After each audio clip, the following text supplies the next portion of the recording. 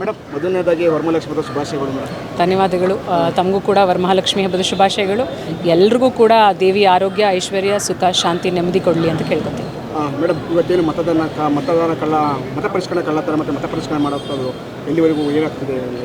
ಹೌದು, ನಮ್ಮ ನಾಯಕರಾಗಿರುವಂಥ ರಾಹುಲ್ ಗಾಂಧಿಯವರು ನಿನ್ನೆಯಷ್ಟೇ ಪತ್ರಿಕಾಗೋಷ್ಠಿಯನ್ನು ಕರೆದು ಯಾವ ರೀತಿ BJP ಪಕ್ಷದವರು ಎಲೆಕ್ಷನ್ ಕಮಿಷನನ್ನು ಉಪಯೋಗಿಸ್ಕೊಂಡು ಒಂದು ಮತಗಳ್ಳತನವನ್ನು ಮಾಡ್ತಾ ಇದ್ದಾರೆ ಅಂತ ಹೇಳಿ ನಮ್ಮ ಬೆಂಗಳೂರು ಸೆಂಟ್ರಲ್ ಲೋಕಸಭಾ ಕ್ಷೇತ್ರದ ಒಂದು ವಿಧಾನಸಭಾ ಕ್ಷೇತ್ರ ಮಹದೇವಪುರವನ್ನು ಒಂದು ಎಕ್ಸಾಂಪಲ್ ಆಗಿ ತೆಗೆದುಕೊಂಡು 6 ತಿಂಗಳುಗಳ ಕಾಲ ಅದನ್ನು ಸ್ಟಡಿ ಮಾಡಿ ಯಾವ ರೀತಿ ಮತಗಳ್ಳತನ ನಡೀತಾ ಇದೆ ಆ್ಯಕ್ಚುಯಲ್ ಆಗಿ ಅಂತ ಹೇಳಿ, ಎಲ್ಲಿ ಕಳ್ಳ ಓಟ್ಗಳನ್ನು ಆ್ಯಡ್ ಮಾಡ್ತಿದ್ದಾರೆ, ಎಲ್ಲಿ ನಮ್ಮ ಮತಗಳನ್ನು ಕದೀತಾ ಇದ್ದಾರೆ ಅಂತ ಹೇಳಿ ಸಾಕ್ಷಿ ಸಮೇತ ಎಲ್ಲವನ್ನು ವಿಸ್ತಾರವಾಗಿ ರಾಹುಲ್ ಗಾಂಧಿಯವರು ನಿನ್ನೆ ಪತ್ರಿಕಾಗೋಷ್ಠಿಯಲ್ಲಿ ಬಿಚ್ಚಿಟ್ಟಿದ್ದಾರೆ. ಇವತ್ತು ಕೂಡ ನಮ್ಮ ಬೆಂಗಳೂರಿನಲ್ಲಿ ಏನು ಬೃಹತ್ ಪ್ರತಿಭಟನೆ ಇತ್ತು, ಇದು ಬರೀ ಮಹದೇವಪುರಕ್ಕೆ ಮಾತ್ರ ಸೀಮಿತವಾಗಿರುವಂಥ ಒಂದು ಹೋರಾಟ ಅಲ್ಲ. ಇಡೀ ದೇಶದಲ್ಲಿ ಈ ರೀತಿ ನಡೀತಾ ಇದೆ, ಮತಗಳ್ಳತನ ನಡೀತಾ ಇದೆ. ಎಲೆಕ್ಷನ್ ಕಮಿಷನನ್ನು ಉಪಯೋಗಿಸ್ಕೊಂಡು BJPಯವರು ಆಡಳಿತಕ್ಕೆ ಬರ್ತಾ ಇದ್ದಾರೆ. ಅವರನ್ನು ಉಪಯೋಗಿಸ್ಕೊಂಡು ಜನರ ಹಕ್ಕೇನಿದೆ, ಸಂವಿಧಾನ ನಮಗೆ ನೀಡಿರುವಂಥ ಹಕ್ಕನ್ನು ಕಸ್ಕೊಳ್ಳುವಂಥ ಕೆಲಸವನ್ನು BJP ಪಕ್ಷದವರು ಮಾಡ್ತಿದ್ದಾರೆ ಅಂತ ಹೇಳಿದ್ದಾರೆ. ಸೊ ನಾವು ಕೂಡ ನಮ್ಮ ಕ್ಷೇತ್ರ ಏನು ರಾಜರಾಜೇಶ್ವರಿ ನಗರ ವಿಧಾನಸಭಾ ಕ್ಷೇತ್ರ ಇತ್ತು, 2022ನೇ ಇಸ್ವಿಯಲ್ಲೇ ನಾವು ಕೂಡ ಎಲೆಕ್ಷನ್ ಕಮಿಷನ್ಗೆ ಸಾಕ್ಷಿ ಸಮೇತ ನಮ್ಮ ಕ್ಷೇತ್ರದಲ್ಲಿ ಯಾವ ರೀತಿ ಕಳ್ಳ ಓಟ್ಗಳನ್ನು ಆ್ಯಡ್ ಮಾಡಲಾಗಿದೆ, ಯಾವ ರೀತಿ ನಿಜವಾಗ್ಲೂ ಮತದಾರರ ಹಕ್ಕನ್ನು ಇರುವಂಥ ಮತದಾರರ ಮತವನ್ನು ತೆಗೆದುಹಾಕಲಾಗಿದೆ ಅಂತ ಹೇಳಿ ಬೃಹತ್ ರೀತಿಯಲ್ಲಿ ನಾವು ಕೂಡ ಹೋರಾಟವನ್ನು ನಮ್ಮ ಆಗಿನ ಸಂಸದರಾಗಿದ್ದಂಥ DK ಸುರೇಶ್ ಸರ್ ಅವರ ನೇತೃತ್ವದಲ್ಲಿ ಎಲೆಕ್ಷನ್ ಕಮಿಷನ್ಗೂ ಹೋಗಿ ನಾವು ಮನವಿಯನ್ನು, ನಮ್ಮ ದೂರುಗಳನ್ನು ಕೊಟ್ಟಿದ್ವಿ ಸಾಕ್ಷಿ ಸಮೇತ. ಅವತ್ತಿನ ಸಂದರ್ಭದಲ್ಲೂ ಎಲೆಕ್ಷನ್ ಕಮಿಷನ್ ಅವರು ಯಾವುದೇ ರೀತಿಯಾದಂಥ ಕ್ರಮವನ್ನು ತೆಗೆದುಕೊಂಡಿಲ್ಲ. ಸಂವಿಧಾನದಲ್ಲಿ ಪ್ರತಿಯೊಬ್ಬ ನಾಗರಿಕನಿಗೂ ಒಂದು ಮತದ ಹಕ್ಕನ್ನು ನೀಡಿದೆ. ಸೊ ಅದನ್ನು ಕಸ್ಕೊಳ್ಳುವಂಥ ಬಹಳ ದುರದೃಷ್ಟಕರವಾದಂತಹ ಪದ್ಧತಿಯನ್ನು BJPಯವರು ಮಾಡ್ತಾ ಇದ್ದಾರೆ.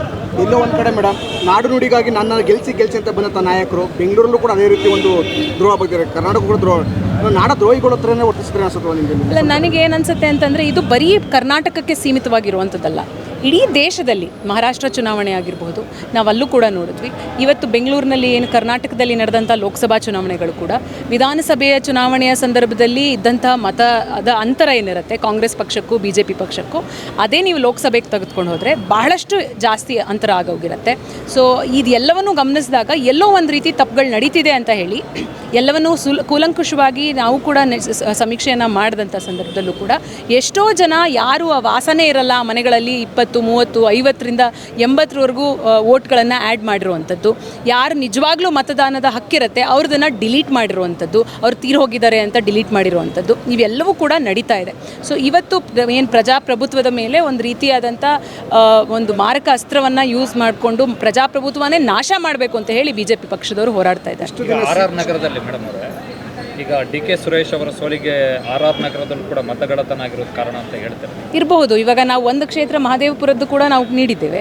ಸೊ ನಮ್ಮ ಕ್ಷೇತ್ರದಲ್ಲೂ ನಾವು ಬಹಳಷ್ಟು ಬಾರಿ ಒಂದು ಕಂಪ್ಲೇಂಟ್ಸನ್ನು ಕೂಡ ಎಲೆಕ್ಷನ್ ಕಮಿಷನರ್ಗೆ ನೀಡಿದ್ವಿ.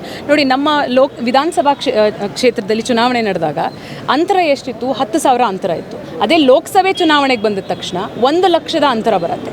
ಸೊ ಇವೆಲ್ಲವೂ ಕೂಡ ನೀವು ಕೂಲಂಕುಷವಾಗಿ ನಾವು ಕಂಪ್ಲೇಂಟನ್ನು ಕೊಡ್ತಾ ಇದ್ದೀವಿ ಎಲೆಕ್ಷನ್ ಕಮಿಷನ್ಗೆ, ನಾಗರಿಕರಾಗಿ ಕಂಪ್ಲೇಂಟನ್ನು ಕೊಡ್ತಿದ್ದೀವಿ. ನೋಡಿ, ಇಲ್ಲಿ ನಾವು ಕಂಡುಹಿಡಿದಿದ್ದೀವಿ, ಈ ಮನೆಯಲ್ಲಿ ಯಾರೂ ಇಲ್ಲ, ಆದರೆ 80 ವೋಟ್ಗಳಿದ್ದಾವೆ, ದಯಮಾಡಿ ಬಂದು ಪರಿಶೀಲನೆ ಮಾಡಿ ಅಂತ ನಾವು ಕಂಪ್ಲೇಂಟ್ ಕೊಡ್ತಿದ್ದೀವಿ. ಎಲೆಕ್ಷನ್ ಕಮಿಷನ್ ಕಂಪ್ಲೇಂಟ್ ಬಂದ ತಕ್ಷಣ ಅದನ್ನು ಕೂಲಂಕುಷವಾಗಿ ಪರಿಶೀಲನೆ ಮಾಡಿ ಹೋಗಿ ಅದನ್ನು ಇನ್ವೆಸ್ಟಿಗೇಷನ್ ಮಾಡಬೇಕಿತ್ತು. ಬಟ್ ಅವ್ರು ಯಾವುದೇ ರೀತಿಯಾದಂಥ ಕ್ರಮಗಳನ್ನು ಇದುವರೆಗೂ ಕೂಡ ತೆಗೆದುಕೊಂಡಿಲ್ಲ.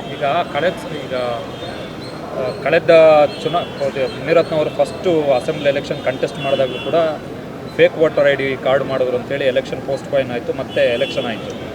ಈಗ ಲಾಸ್ಟ್ ಟೈಮ್ ಕೂಡ ಅದೇ ಅಲಿಗೇಷನ್ ಕೇಳಿ ಬಂತು. ಬಟ್ ಲಾಸ್ಟ್ ಟೈಮದ್ದು ಆದಂಥ ಸಂದರ್ಭದಲ್ಲೂ ಕೂಡ ಚುನಾವಣೆ ಆಗೋದು ಬೇರೆ. ಈಗ ಫಾರ್ ಎಕ್ಸಾಂಪಲ್ ಕೇಬಲ್ TV ವಿಚಾರಕ್ಕೆ ಸಂಬಂಧಪಟ್ಟಾಗಿ TV ಕೊಟ್ಟಿದ್ದೆಲ್ಲ ಇಶ್ಯೂ ಆಯಿತು.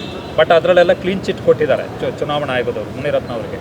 ಈಗ ನೀವೀಗ ಮತಗಳ್ಳತನಕ್ಕೆ ನಮ್ಮ ಹತ್ರ ಡಾಕ್ಯುಮೆಂಟ್ ಇದೆ, ನಾವು ಡೇಟಾ ಕೊಡ್ತಿದ್ದೀವಿ ಅಂತ ಹೇಳಿದ್ರೆ, ಈಗ ನಿನ್ನೆ ಮುಖ್ಯ ಚುನಾವಣಾಧಿಕಾರಿಗಳು ಹೇಳಿದ್ದಾರೆ ಆನ್ ಓತ್ ಅಫಿಡವಿಟ್ ಕೊಡ್ಬೇಕು ನಾವು, ಆಮೇಲೆ ನೋಡ್ತೀವಿ ನಾವು ಅಂತೇಳಿ. ಸೊ ಪರಿಸ್ಥಿತಿ ಹಿಂಗಿರುವಾಗ ನಿಮ್ಮ ಈ ಫೈಟ್ ಒಂದು ಲಾಜಿಕಲ್ ಒಂದು ಕನ್ಕ್ಲೂಸಿವ್ ನೆಸ್ಸಿಗೆ ಬರುತ್ತಾ ಅಂತೇಳಿ? ನೋಡಿ, ನಮ್ಮ ಕ್ಷೇತ್ರಕ್ಕೆ ಸಂಬಂಧಪಟ್ಟಂಗೆ ನಾವು ಇವತ್ತಿನ ಹೋರಾಟ ಮಾಡಿಲ್ಲ. ಹೆಚ್ಚಿನ ವಿಡಿಯೋಗಳಿಗೆ ಪ್ರತಿಧ್ವನಿ YouTube ಚಾನೆಲ್ ಸಬ್ಸ್ಕ್ರೈಬ್ ಮಾಡಿ, ಬೆಲ್ ಐಕಾನ್ ಕ್ಲಿಕ್ ಮಾಡಿ.